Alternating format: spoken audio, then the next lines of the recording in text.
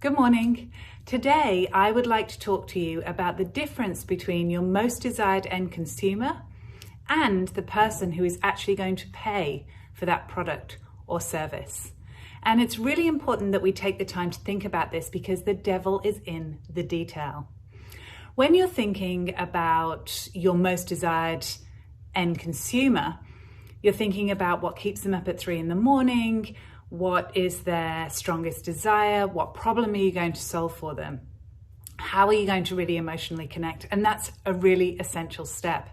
But it's also really important when you're thinking about your brand communications to consider who is actually going to sign this off. Is it a parent? Is it senior management? Do they have different desires, different KPIs than who the end consumer is? If we're thinking about a child versus a parent or a teenager versus a parent, what a teenager might care for example, is very different to what the parent is thinking about.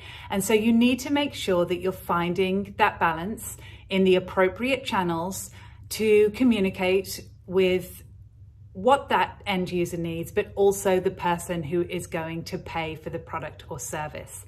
Once you've defined that, you can map it out and understand where you should be really highlighting one key target audience over the other.